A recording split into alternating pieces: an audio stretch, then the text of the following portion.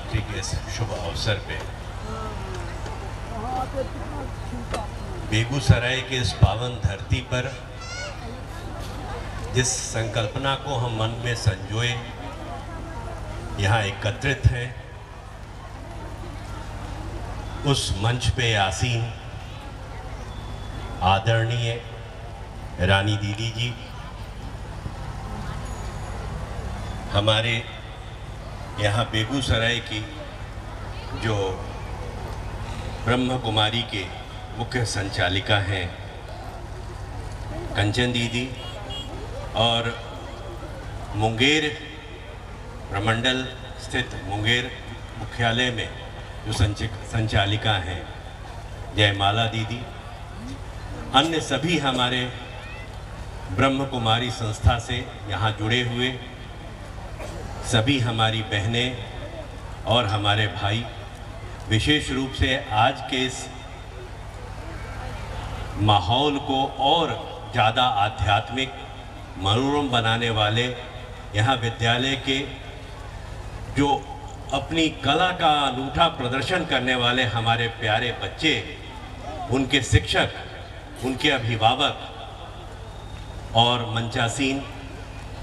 हमारे अन्य अतिथिगण, जिनमें मुख्य रूप से जो हमारे साथ डीआईजी साहब बैठे थे, इसके अतिरिक्त पूर्व विधान पार्षद, यहाँ के मेयर, डिप्टी मेयर, यहाँ इस गणेश दत्त विद्यालय के प्राचार्य, यहाँ आईओसी इंडियन ऑयल कॉरपोरेशन के यहाँ के जो संस्थान के जो महाप्रबंधक हैं, यहाँ हमारे सामने बैठे हुए सभी प्रबुद्ध व्यक्तिगण, भक्तगण और जो विशाल जनसमूह मैं अपने समक्ष देख रहा हूँ, खासकर महिलाओं की संख्या जो बहुत बड़ी संख्या हमें नज़र आ रही है। आप सबको इस पावन अवसर पे मेरे द्वारा हृदय से आभार व्यक्त करते हुए मैं अपनी शुभकामनाएं ज्ञापित करता हूँ।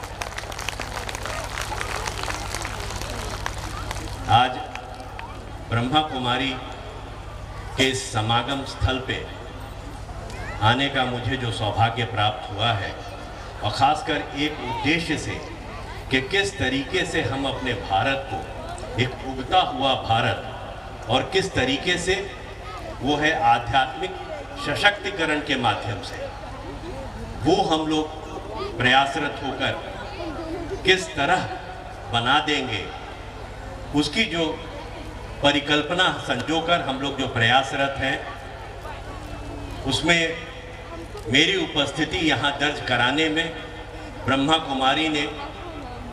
जो मुझे यहाँ बुलाया है, उसके लिए मैं अपने आप को बहुत सौभाग्यशाली मैं समझ रहा हूँ, बहुत सौभाग्यशाली महसूस कर रहा हूँ। और विशेष रूप से जो आप सबों के समक्ष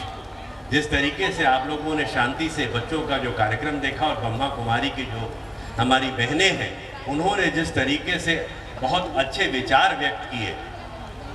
मैं तो उतना जानकार नहीं हुआ आध्यात्म के संबंध में, लेकिन मुझे इतना ही लगा कि वास्तव में इन्होंने जो अपने मन में जो विचार व्यक्त किया है, उस विचार पे यदि हम लोग सही रूप से पालन करेंगे तो आध्यात्मिक शांति तो निश्चित रूप से हमें प्राप्त होगी। हमारे अपने जो मानसिक अवसाद हैं, दुख है, वो हम दूर कर पाएंगे। और मैं यही समझता हूँ, मैं तो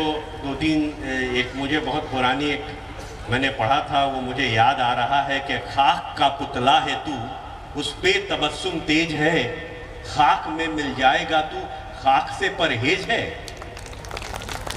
तो ये कहा जाता है कि जब तलक यह खाक उनके नूर से लबरेज है, तब तलक ही इस खाक का उस खाक से परहेज है। और वो नूर जो रोशनी है, उसे रोशन किस तरीके से हम अपने अंतःकरण को करें, अपनी आत्मा को करें, अपनी आत्मा को शुद्ध करें, वो हमारे महानुभाव, हमारे ब्रह्म कुमारी संस्थान के जो हमारे भाई हैं, हमारी जो बहनें हैं, वो हमें बता रही हैं। मैं आप सबको अपनी ओर से हृदय से आभार व्यक्त करते हुए बहुत बहुत धन्यवाद ज्ञापित करता हूँ। और मैं अपनी शुभकामनाएं व्यक्त करता हूं। मैं इस पावन धरती पर हूं और मुझे उस महान विभूति का जो इस धरती के ही है, उनके कहे हुए अपने चंद पंक्तियों से मैं अपना वक्तव्य समाप्त करूंगा। वो है रामधारी सिंह दिनकर। उन्होंने 4 पंक्तियां कही थी, आप सब लोगों को मालूम होगा, लेकिन मुझे ये याद आ रहा है कि शांति नहीं है तब तक जब तक सुख न नरका सम हो, नहीं किसी को बहुत अधिक हो, नहीं किसी को कम हो। और हम लोग प्रयासरत रहेंगे निश्चित रूप से। मैं आप सबको पुनः धन्यवाद देता हूं, अपनी शुभकामनाएं व्यक्त करता हूं और हमेशा कहूंगा कि ब्रह्म कुमारी ने जो राह दिखाई है आध्यात्मिक रूप से अपने आप को सशक्तिकरण करने का, और हमारे देश में जो प्रयास किया जा रहा है खास करके नारी सशक्तिकरण के माध्यम से, उसका हम लोग निश्चित रूप से पालन करें। हमारे राज्य सरकार के स्तर से भी 2-3 चीज़ें जो बहुत महत्वपूर्ण बताई गई हैं। एक है नशा मुक्ति, जो उन्होंने सबसे पहले कहा। हम लोग हर रूप से कोशिश करें कि नशा से मुक्त रहें। और 2-3 बातें और भी जो हमारे सरकार के स्तर से बहुत खास बातें बताई गई हैं, निश्चित रूप से अगर हम लोग उससे अपने आप को उस व्यसन से दूर रखेंगे। एक है दहेज उन्मूलन, दूसरा है हम लोग बाल विवाह। इन कई चीज़ें, कई बुराइयां जो हमारे आज समाज में हैं, उनको हम लोग निश्चित रूप से अपने आप से दूर करें। और जो अभी जो सबसे पहले कहा, क्योंकि मैं आयुक्त हूँ और मुझे बिल्कुल बहुत अनुभव है, मेरे पास कई एक मामले, मैं जिला पदाधिकारी भी था अभी कुछ दिन पहले, तो कई एक मामले आते थे जमीन से संबंधित। और निश्चित रूप से जो उन्होंने कहा, बिल्कुल सही सच्चाई मैं आपको दिल से व्यक्त कर रहा हूँ कि हमेशा लोग आते हैं और सबसे ज़्यादा पेचीदा मामला उनका होता है जो आपस में ही एक भाई दूसरे भाई से लड़ रहा होता है। और क्या होता है, वो ज़मीन का बंटवारा भी नहीं हो पाता क्योंकि उनके पिताजी गुजर गए बिना वास्तविक बंटवारा उनके बीच में, कागजी रूप से लिखित में कहीं बंटवारा नहीं, और उसके बाद छोड़ गए विरासत में उन भाइयों को आपस में लड़ने के लिए। तो हम लोग इस संस्था से जो हमें जो शिक्षा दी जा रही है, उसको निश्चित रूप से अपने मन में संजोकर